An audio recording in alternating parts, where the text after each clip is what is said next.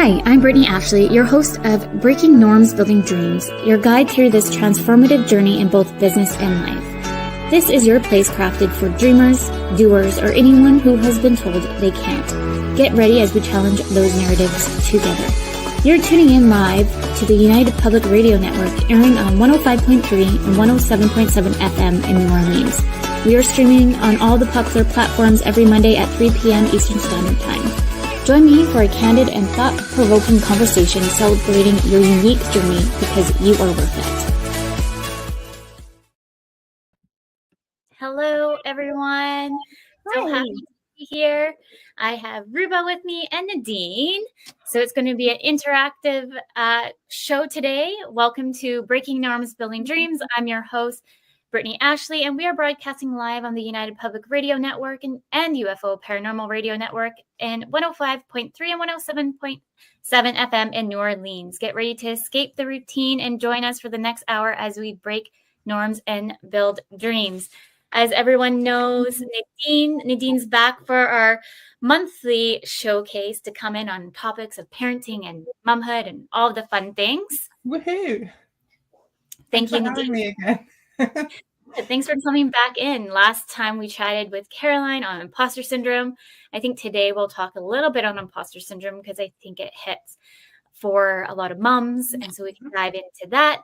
And then we have Rouba, who is the founder and CEO of Push Mama Care, an online platform offering education, care, and support to expected and new mothers and their families, providing by high specialized team of healthcare professionals.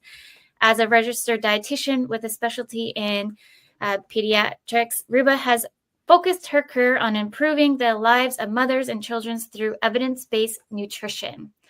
She obtained both her bachelor's and master's degree at McGill University in Montreal and gained extensive experience in various settings such as pediatrician hospitals, medical clinics, and private practices. Thank you, Rouba, for coming in today. I'm so excited to have you. Thanks for having me. I'm really excited to be here. And as I mentioned, Nadine's back, and Nadine's an international coach for moms who want to help to get them back with their mojos back. I'm so excited to get Nadine back in here because we always have great conversations. Hi again. I'm really excited and looking forward to what's going on today. Yeah, I know Caroline she said that she had so much fun having like our three-way kind of conversation because it brings in so many different topics, different areas of how we can think and go. And it just opens different questions for even the listeners as well. So I'm excited to have us all here today.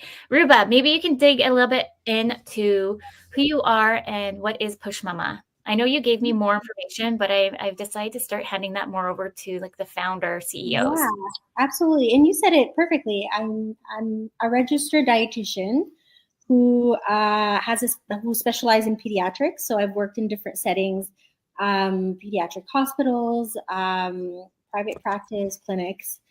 And through my practice and through my work experience, I've kind of noticed a gap in perinatal care. And so that led me and drove me to create Push. So here we are today. So yeah, I can talk a little bit about Push. So Push is so we're an online platform right now of healthcare professionals that offer one-on-one consultations, resources, educational materials for pregnant women, new moms, women or people who need support with their families or are looking to get pregnant. So, and their children and infants. Amazing. And you're more or less based in Ontario. So do you service then only in the Ontario bases? Maybe you can just tell some of the listeners as well. Yeah, absolutely. So currently, because we're registered in Ontario, our healthcare professionals are.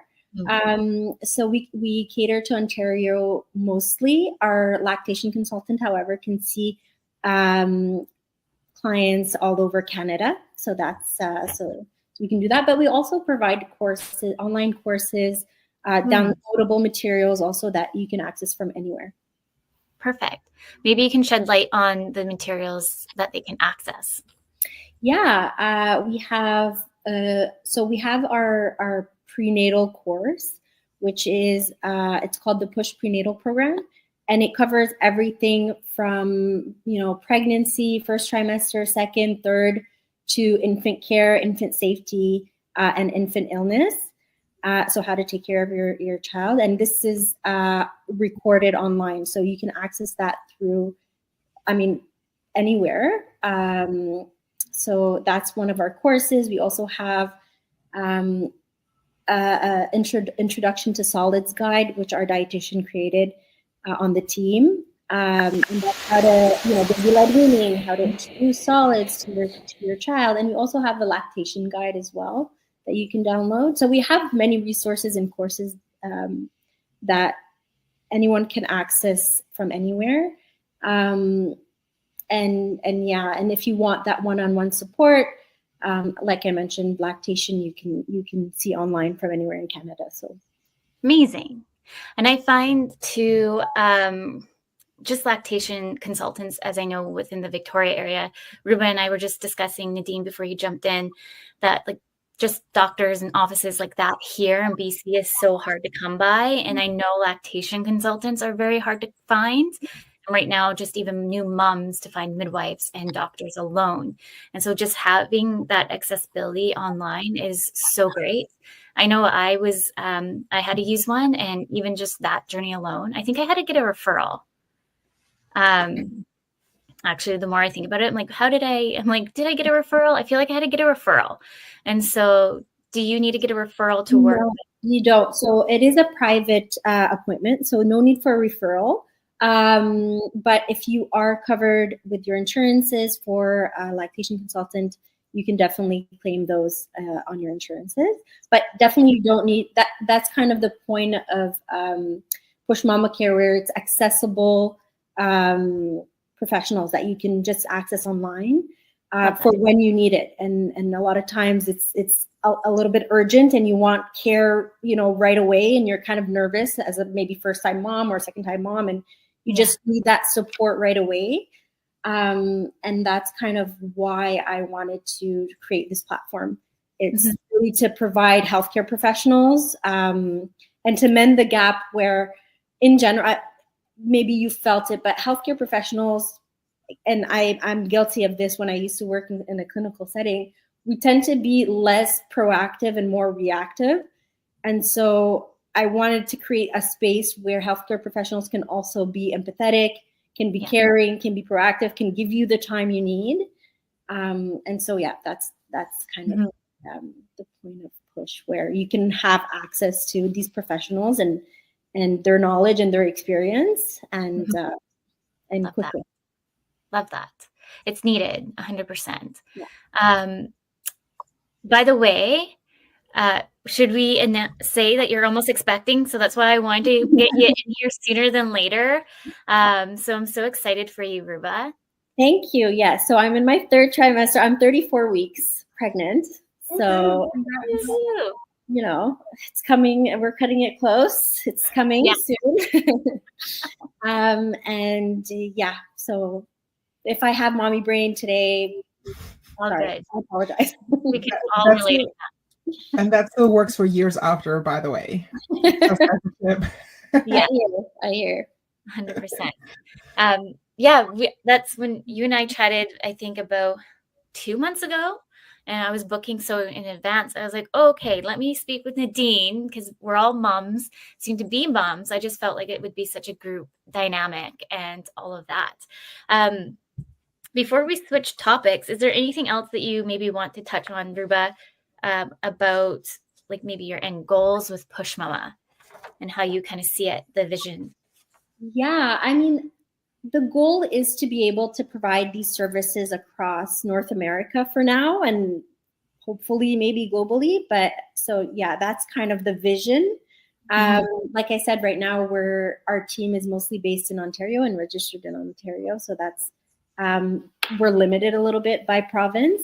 But hopefully we can grow and we can reach more people and help more people. Amazing. I'm so excited for you because I know it will happen and it's needed. Nadine, maybe you can remind the listeners, if they have not listened to who you are and what you do. Yeah, for sure. I just wanted to quickly also jump in on the Push Mama, and I think there's such a great service that's so needed. Speaking from my own experience, but also like as a mom who needed services and access them, like you said, you know, if you need a lactation consultant, you can't wait half a year. It's just not on.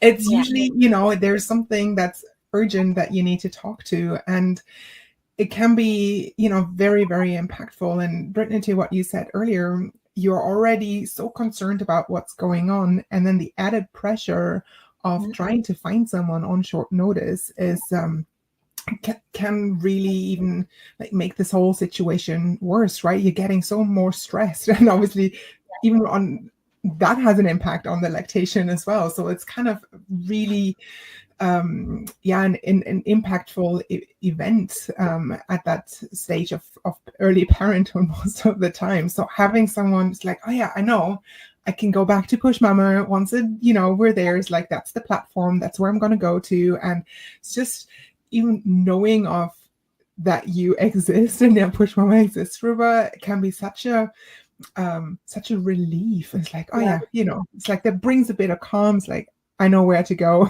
if something comes up, and you know, you're available with those services. And I'm kind of going through that right now, where I have such limited time with my healthcare, like my doctor, that if I didn't have kind of my team and everything going on, I wouldn't know what's going on. And sometimes you do need access, like you just want to talk to someone and be like, okay, I'm experiencing A, B, and C. Is this normal?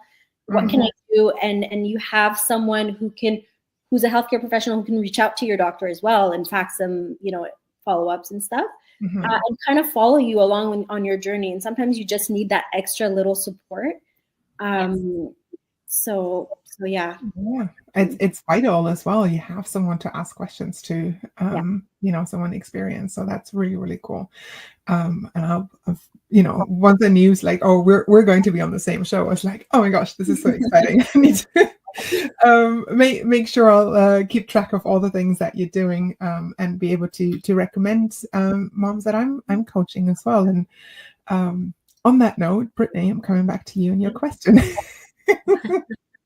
So hi, I'm Nadine Stille. I'm also based in Canada, in Vancouver on the Pacific coast, and I'm coaching moms who have ambitious goals, who want to get their mojo back, a bit more time for themselves, go after a passion project, finally start that podcast, or you know, that write a book, or get back into a hobby that they hadn't you know, pursued for a while, you know, if it's being running or whatever it is, a creative thing, going for that leadership position, even though everyone says, you know, oh, you're a mom of two, how do you know, how will you make that happen? You know, there's usually something in some in moms when I talk to them, it's like, oh, this is something that has been in my mind for a while. And when that spark is there, this is when I come in. It's like, tap into this and see how we can make it happen. Usually moms don't have a lot of time and energy and resources, so you know, we're coming in and we're allocating that time, money, and resources to the right things at the right time.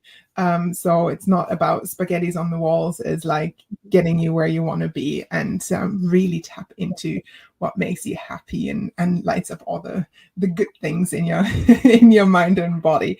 And I'm doing that across the world with moms from all over and at all stages in their motherhood. I actually just finished up a 6-month appointment or 6-month engagement with someone who hired me while she was still pregnant, and was like, I want to know how to wrap up at work without being totally stressed out and burned out by the time I actually give birth. And then she was based out of the US. And then, you know, how do I get back, find my mojo? How do I align with, you know, being a first-time mom and actually managing back to get into the work place as well? So that's all happening, and it lights me up. I just get really, I'm doing my dream job basically, and I get to talk about it a lot too, which is fun. I find too, like with my journey, that I would never have thought to be an entrepreneur, but being pregnant has switched my gears of realizing that like my non-negotiables is kids always my kids first. Mhm. And I always wanted to do the drop-offs, I wanted to do the pickups. And so kind of where Career Dynamics was started was to help moms work from home. So it's like a flush of all these dynamic women that do administration, marketing, system setups, like all these things, but they can work from home and have that flexibility, because leading into our discussion today, that a lot of places don't actually have that flexibility, even though they say they do. I've worked in the tech, I've worked in so many industries, tourism, I've worked in, oh my goodness, everything. I feel like I was a hippie. But the one thing that I saw, even when I was growing up, not knowing that I would have two little ones, is the flexibility. Maybe it's like in our dynamic of culture here in Canada, because you can see in different parts of the world that they have a little bit more flexibility. But here as moms, as we kind of navigate through, it's not really flexible as a lot of people say it is in those job postings. Absolutely. Calling Yeah. it out. Yeah. Which I was going to say to the question of like, how can employers maybe make that comfortable transition? Like I was scared to announce I was pregnant. So how can employers make that comfortable transition in a workplace for moms? And I know we're not quote unquote experts in this kind of area of HR, but we have our own personal opinions that I thought we can all kind of share on. We'll start with Rouba. Yeah. I mean, I think this is such a huge topic. I feel like there's so much stigma that surrounds pregnancy in the workplace, and a lot of women are afraid to announce they're pregnant, are afraid to share, because of the culture of, there's like that competition, or maybe they, if I'm pregnant, they don't, I'm out the door anyways, or, so there's so much, I feel like, stigma surrounding pregnancy. Whereas, and also it's not just announcing we're pregnant and going on maternity leave. I feel like pregnancy also comes with its fair share of symptoms that, you don't feel your best all the time. You have low energy, or, maybe you feel nauseous, or many, many symptoms. Actually, 89%, a stat I've read recently, 89% of pregnant women experience symptoms. Mm-hmm. So pregnancy related symptoms. And that can be either, mild symptoms or maybe a little bit more serious symptoms. So mm-hmm. Supporting women in the workplace, I feel like, is such a huge thing that we can do to increase loyalty to the company. Just so many studies, I feel like, look at how supporting women in the workplace can increase productivity and mm-hmm. Just help even with the net profit of the company, just by supporting these women in the workplace. So yeah, and I think Ruben and I, you and I discussed too, kind of like that conversation that I overheard. I can't remember if it was something I watched on like TikTok or which it was, but during COVID, this employer ended up losing all his staff. And he was like, what am I going to do? And he couldn't find anyone, but then he started hiring only moms to come work with him. And he said, to date, those are the best employees he has ever had. He makes sure that they feel like that it's flexible. He works with them, but they work so hard that he can't say enough good things about working moms that come in to establish his business. And it's grown 6 times the percent that he even thought it would, because he made this change. And the unfortunate thing is that sometimes we have that negative spectrum on working moms, that we can't do it all. Oh, she has 2 kids. Oh, she has 3 kids. But I'm like proof right here as I'm building my business. I've also now a certified coach, doing all these things and still showing up for my kids and making sure I'm producing work for my clients that are quality work. It can be done. I'd love to speak to the topic about what you basically just mentioned as well, as like the expectations of, oh, now that she's a mom, her priorities are going to change, or she's no longer going to be into so and so. There's actually something connected to I don't necessarily want to call it a phenomenon, but it's a studied thing called the motherhood penalty, which basically over years there's studies that have come out that show that mothers actually get disproportionately penalized simply for being a mom for every child that she has in the workplace, and that is one of the main contributors to the pay gap as well. So women get actually not the same amount of pay increases. They're not being offered jobs in the first place, not get the same priority like projects, offers, or opportunities in the workplace. They might not get the promotion simply for going on maternity leave or being pregnant in the first place. Whereas the flip side to this is that for every time a man becomes a father, there's actually something called the fatherhood bonus. They actually get an additional increase in the salary because they need to provide. And the motherhood penalty is actually also something that does not just impact mothers. It's also something that's proven in studies over the years. It also impacts all women because of the perception that at some stage they might get pregnant, even if they never ever want to get pregnant. So they're not being necessarily hired or given those higher opportunities or roles simply because they might get pregnant. Yeah. At a stage up. So there's so much about it, and it drives me bananas. Crazy. And that's the thing is, even with recent trends too, a lot of women actually don't even want to get pregnant because they're a lot more career driven.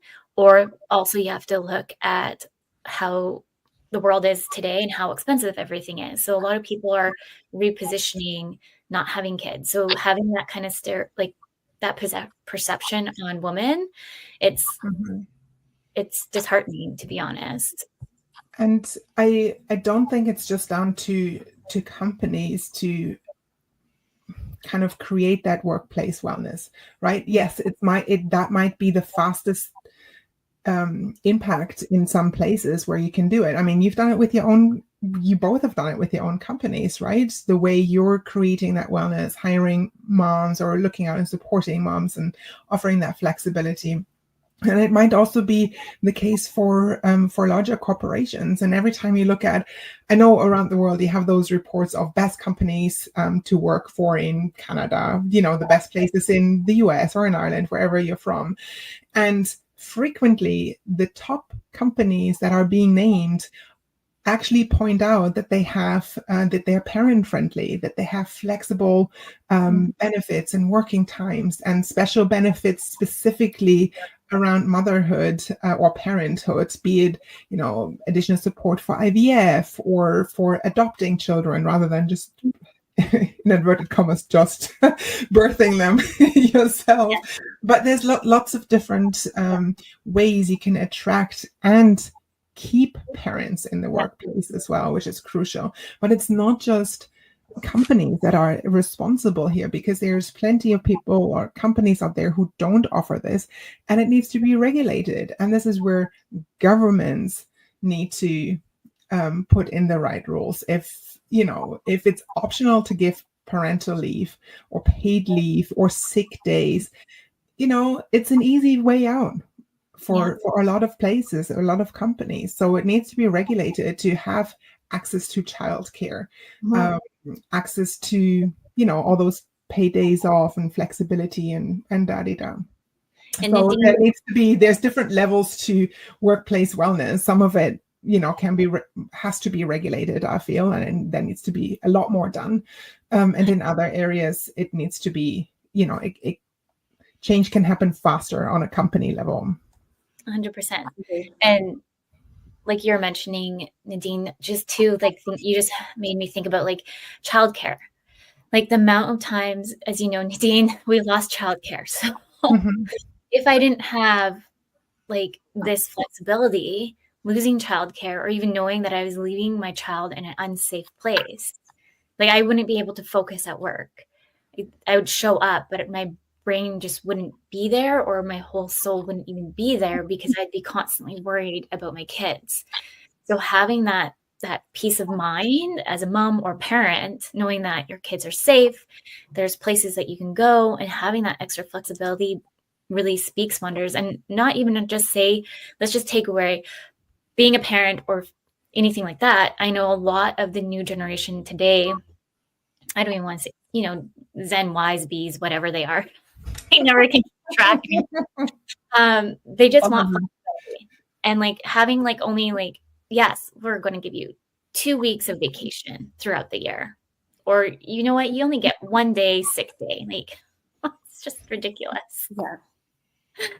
Agreed. Yeah.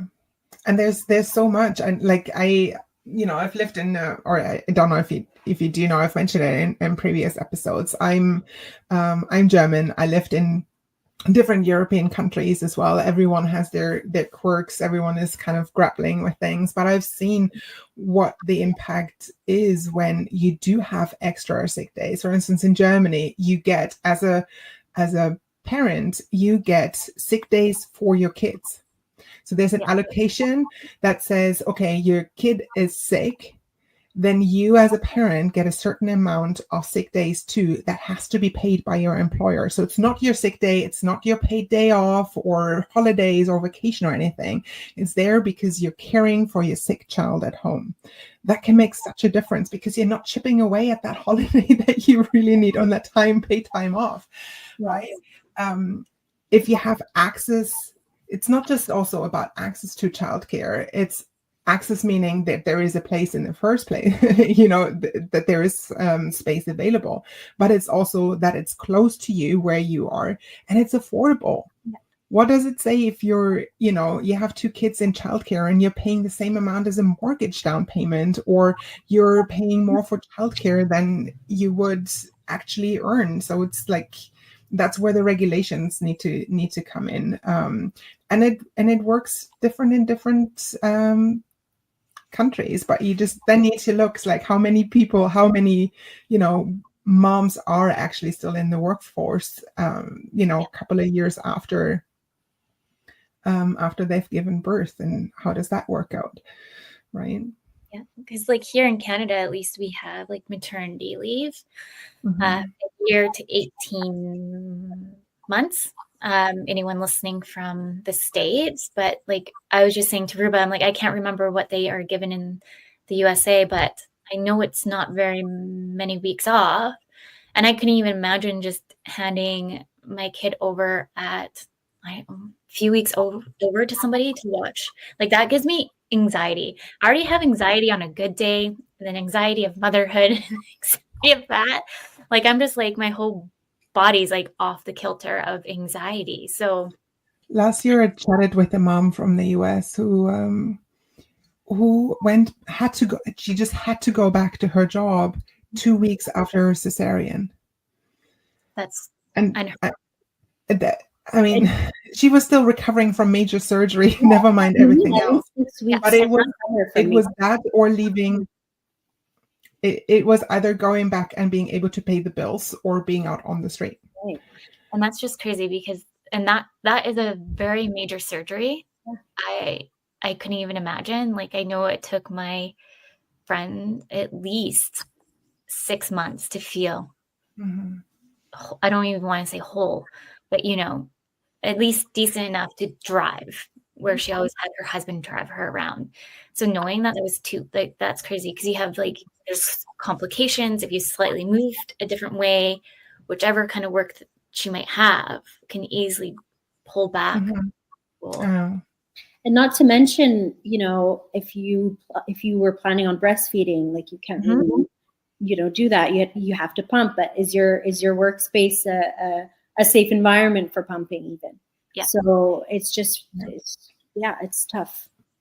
not just even like, yeah, providing that space, but also the time, right? And the stigma around it as well. Is this where do you leave the breast milk for the time being if you're at work?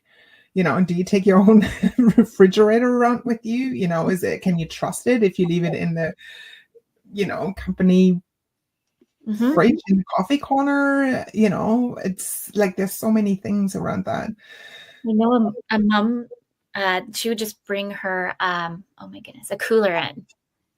Mm-hmm. So not only are you bringing in like all your stuff to pump with, you're bringing a cooler. Yeah. Mm. You just need to bring a suitcase at this point because you're bringing everything in to work for that 6, 7, 8 hour shift and then bring it back with you. It's a lot to be bringing in to work. I'm just looking at the time. Just for those just tuning in, you're listening to Breaking Norms, Building Dreams. We're live on the United Poke Radio Network and UFO Paranormal Radio Network 105.3 and 107.7 FM in New Orleans. I think it was 2 weeks ago, I forgot to say that. So made sure to say it today. On that note, how maybe we can kind of segue into like imposter syndrome as mothers. We have a new mama coming in, and then you and I, Nadine, as current moms. What kind of imposter syndrome kind of are coming up for you guys when you're thinking of motherhood? We'll start with you, Rouba. Yeah, I mean, so the whole imposter syndrome was a new experience for me starting Push Mama Care. So I started Push, I started organizing Push and putting it together 4 years ago. So I wasn't a mom. I wasn't a mom back then. And so that, this whole feeling of, who am I? I am a healthcare professional. I do work with, with children and pregnant women, but it's just, I'm not a mom. So it just, that feeling creeps in of, am I going to be accepted? Am I going to be judged? Am I in the right space? Am I allowed to be doing this? You know, so it's something very interesting that I experienced early on. And it came to a point where, I was organizing this and putting into place and hiring, but, I wasn't super open about what I was doing because, again, there's that fear of like judgment or that comes with entrepreneurship, I feel like. Yes. So 100%. I feel like I've gone through all the emotions from like what you're saying to like trying to be my biggest fall one is like the expert. So there's 5 different imposters. There's the perfectionist. That's another one. I'm working perfectionist, expert, the silo that has to do everything themselves, the super mom. For the life of me, I can't remember the other one. Spur of the moment. Was it the people pleaser? No, it's it will come to me. Mom brain. Yeah. But like I'm like the expert and the perfectionist. And so like right now, like I'm seeing that come into play like on the mom side too, right? So yes, as an entrepreneur, as the mom side, like being like I went into my daughter's school and I've been asking her, I was like, do you need new indoor shoes? Indoor shoes? She's like, no. And go in to see her shoes. And we did like a walk around of the school because it's the last check-in point. I saw her shoes and I was like horrified. I'm like, oh my God, I don't care about my child. She has like shoes that look like they have holes in them. And like the perfectionist in me is like, okay, we have to go out and get you shoes right now because I can't get you showing up like this because it looks like I don't care as a mom. Which another side of it, I've been constantly asking she needs new shoes. So it's like the perfectionist or also the expert piece. Like both my kids are going through different kinds of assessment. One is on the list for autism assessing, and the other we're keeping an eye on with ADHD and dyslexia because it's hereditary, which we had a specialist in last week that it is all linked to be hereditary. And it's just something to keep in mind. But the thing is, like an expert too, of needing to know all these different scenarios before I speak on them, it's like ingrained in my head to be like that perfect mom. I don't know. That's how I kind of go down the rabbit hole of that. And it's so relatable. It's like all of these things are so relatable. I can hear it also so often from moms I'm coaching. So specifically the super mom, when you're like, you need to be like everyone to like everything to everyone 24/7. It's like non-stop, just perform and be up, and it's like be, and it's get and it's what's the word I want to say, amplified even, you know, by a lot of the things that we see on social media and online. And then the expert and the perfectionist are, I want to say, alongside the people pleaser, but we just said that's not part of the imposter syndrome. But those are the three or four things that consistently show up, and specifically also when it goes back to like the workplace wellness. And if you're not in a safe place at work where you can be yourself, you can't open up, or you're going back to work after caring for your children for a while, going back to paid work, because care work is also work, it's just not paid. But if you're going back to paid work, then it's this constant, oh, I need to be an expert in this, or I need to show up perfectly, or as the super mom, because otherwise, you know, what's all this year-long experience that I have in childcare? How is that going to help me get a job in, say, tech or in a leadership position or whatever it is that you want to do?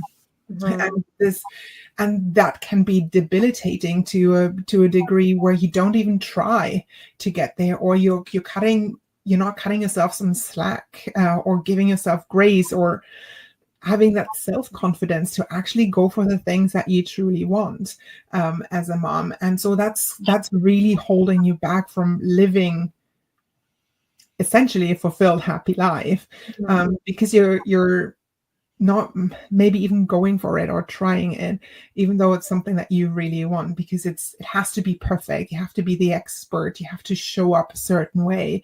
And then, you know, I mean, hearing your two stories, like you go for it anyway and you make it work, and it takes some guts and perseverance and really sticking to it and not trying to listen too hard to those voices going on in your head.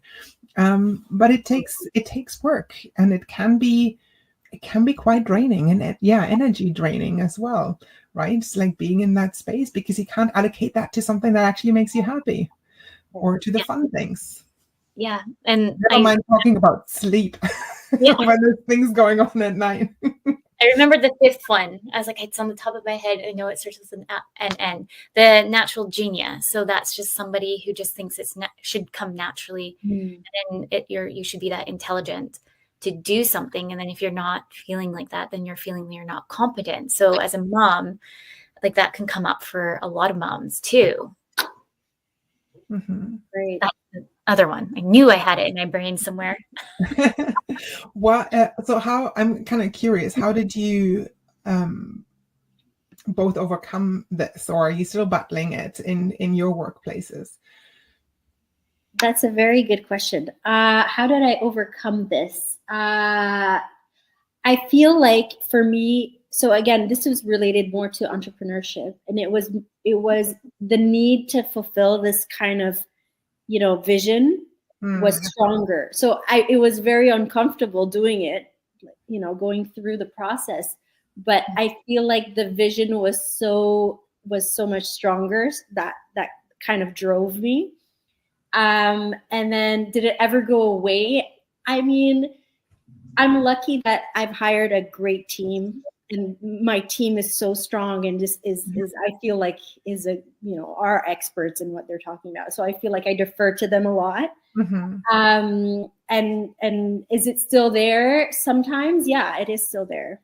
Yeah, it's always a work in progress, but it just shows also, it's like if you surround yourself with the right type of people, your mom village or your support network is there to rely on. And I also feel whenever something is a bit challenging in my life, like really going back to roots, is like, okay, what do I value? What do I actually want? Not just the things that I feel I should be doing, but what's something that I really want that resonates. And oftentimes it's, you know, if everything else falls away, no, this is still the right thing to do. So now I just need to know, how do I deal with all the other things coming up and potentially holding me up? Or, how do you deal with obstacles and challenges or minimize risk?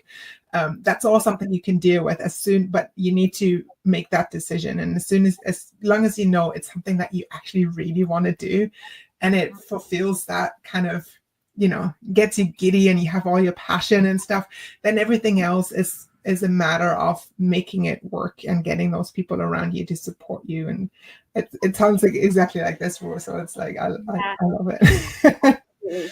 It's definitely finding your support network, not just within business, but within the collective around you at home. So like I mentioned today, like my kiddo's home because the daycare's closed, but luckily my husband's helping. So that's why I picked this time slot specifically, though, on Mondays, is because this is his nap time. And so sometimes if I don't have that support system, what does that look like? And so it's just kind of like mapping things out. But imposter syndrome definitely still comes up 100% for me. As an imposter syndrome coach, like I'm still working on it. Like I say to clients of like, it's just the matter of quieting it how can you quiet it in your head and switch that mind shift? And having like your own coach as well to help you navigate through it can help. Absolutely. And I just wonder if I can talk to one other thing around the workplace wellness and the support network, but in a corporate setting. Is it okay if I just quickly dive into this? Yeah. So in a previous position, I was working as a leader in an international software company, but that company also had an internal business women's network, and I led one of their chapters. And so it's an employee engagement network, basically. And especially over the last few years, like during the pandemic, I've noticed a lot more of those networks being in the news, specifically because they focus on parents. So you have company internal networks that are employee run, ideally sponsored by someone high up in the organization as well, and they can advocate for the things that moms or parents need within the workplace.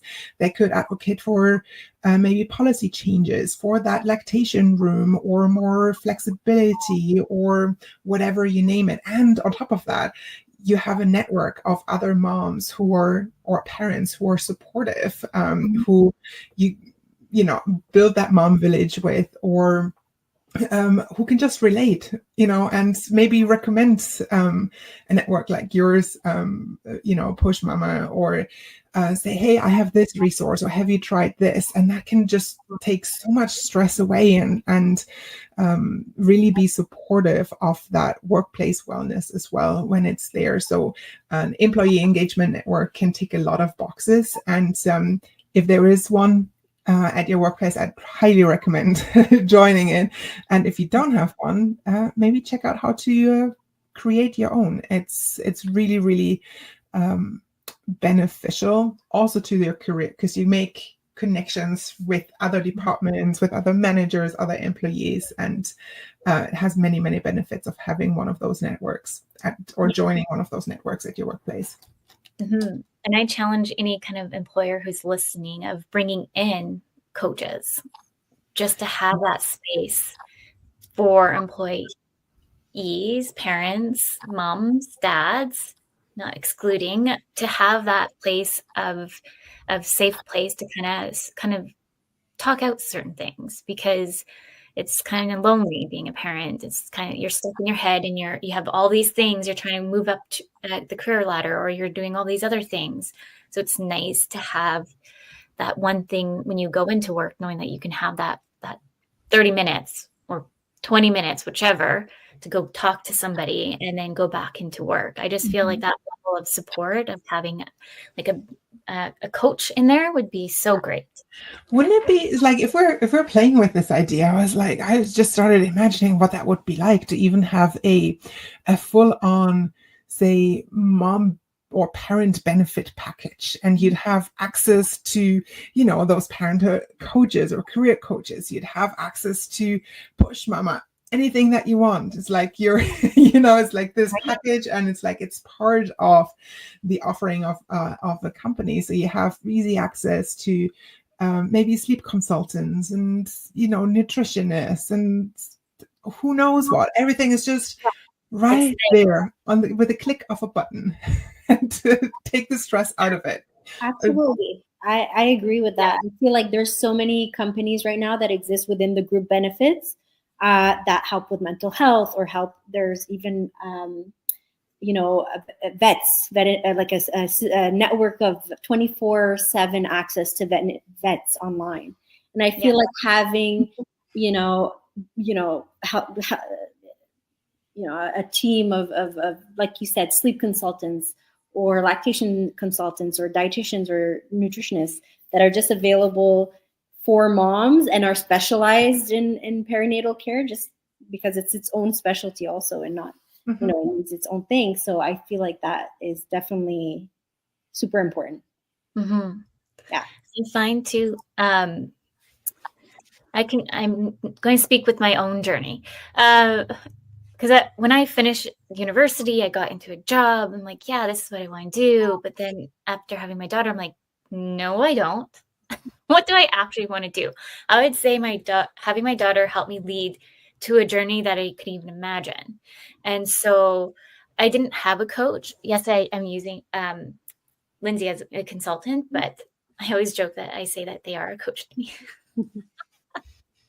But it's just having like aha moment of having that conversation, maybe even like with Nadine or whichever, knowing that you don't have to be stuck in a bubble, and having those open conversations, even within the work environment. Maybe you're just as admin person, and then you never had that dream of moving up, but then after having your kiddos or you're then pregnant, you're like, you know what, I actually want to move up in the corporate ladder.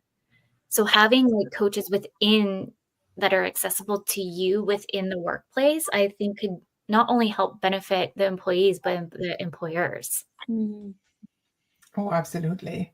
It's always easier to maintain or to retain someone than losing them, going through the entire hiring process, onboarding them to get them to a place where they are as productive as the previous person, you know, unless obviously the previous person was severely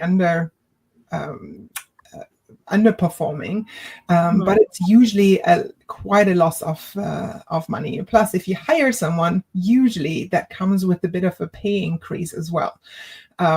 So it takes time to get that money back at some stage. So it's always easier to retain. Usually pays off much more. Yes, 100%. I'm just looking at the time. Maybe, Rouba, we can go through, because I saw your freebie. I'm just throwing it up here for everybody. You want to talk about the freebie that you have?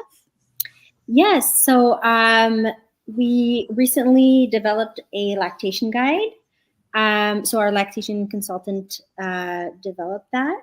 And so you can have access to the lactation guide by just emailing info@pushmamacare.com and having that until for the next month. And you can also book, if you're looking to book with our lactation consultant and you're in Canada, definitely you can go to the link right there and book your appointment with our amazing lactation consultant, Rhiannon. She's absolutely amazing. So yes, definitely. Is this for new moms specifically, with a particular age, or would you recommend reading it up while you're still pregnant? Yes, so very good question. So I definitely recommend downloading it if you're pregnant right now, just because there is preparing for, so things you can do just to prepare for lactation and for breastfeeding. Things that could be helpful, like tools that could be helpful, but also self-expression. So, massages that you can do to help promote breastfeeding for later. So definitely recommend if you're pregnant, but for new moms or if there's lots of information out there on there about, techniques, holding positions. There's charts as well.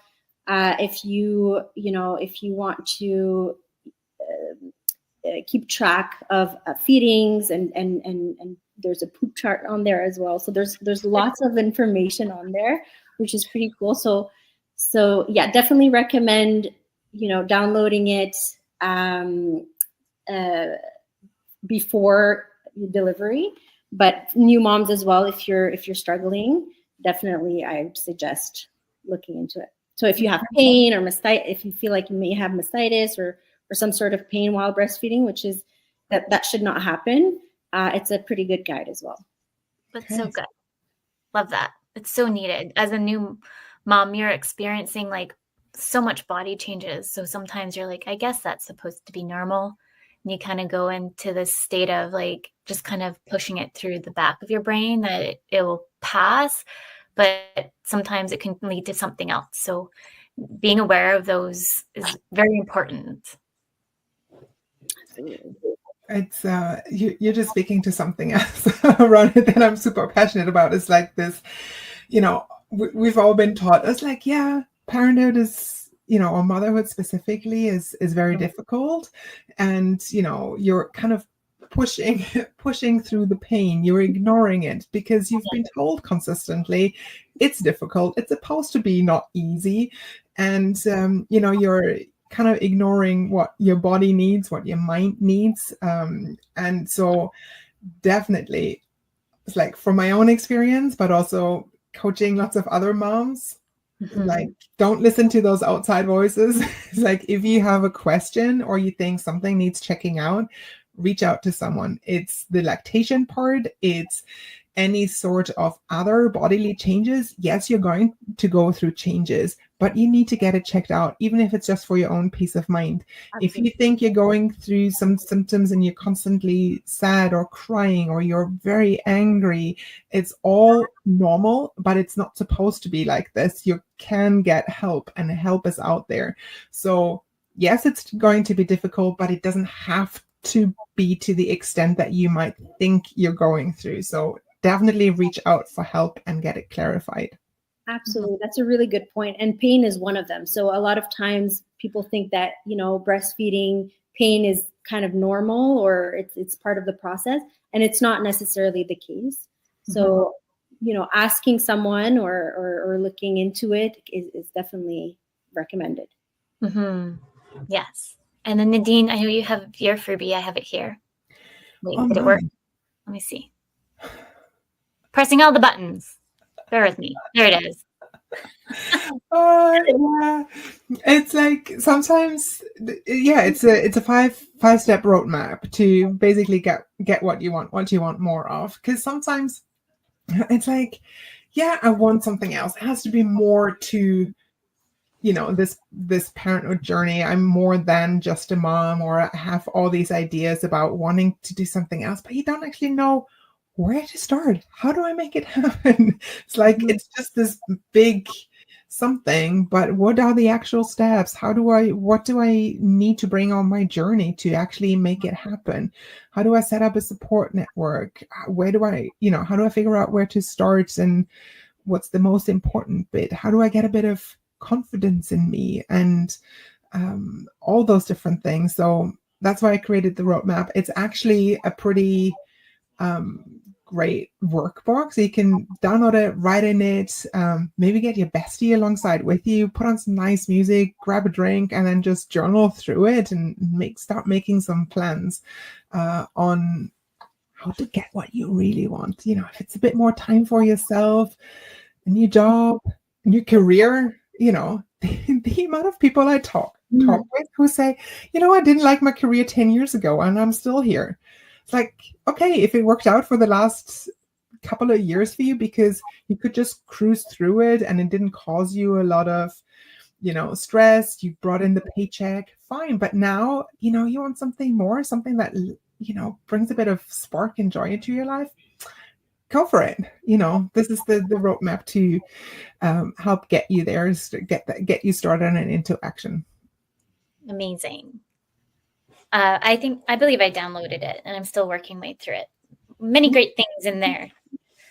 I was just looking at the time, so we're almost at time. Is there any last thoughts before we jump on off? I would just like to say to new moms out there that you're not alone. And if there's any employees looking out, listening today, just to maybe start asking curious questions within your work setting to find what you can do as an employer for your employees to make it feel a little bit more comfortable as a mom, parent, and so forth, because it's a lot of anxiety as it is. And so just to help that wellness piece and have that little bit more self assurance in some kind of fashion will help so many people in your work environment, I think. And it definitely pays off. The bottom line of it is it pays off as a company. If you're a CFO and you're looking into the financials, or you need to justify, a certain decision or a new policy or a policy change, it definitely pays off. Just Google it. There's lots of information out there on how workplace wellness pays off for the employer. Never mind doing the human thing of supporting everyone in your workforce and making it equitable. There's a lot of data out there on just supporting women in the workplace and profitability of the company. So absolutely. Yes. 100%. Yeah. Well, thank you everyone for tuning into the show. Thank you for everyone in the chat room, and a big thank you to the United Public Radio Network and the UFO Paranormal Radio Network. Thank you to Nadine and Rouba for coming in. Nadine's coming back in May. I can't believe we're already in April. I'm like, what month are we in? This year is just like a whirlwind. And Rouba, we're so excited for you. You'll have to keep in touch and tell us how it goes. I know so many positive new chapters are coming before you, so please keep us posted. Will do.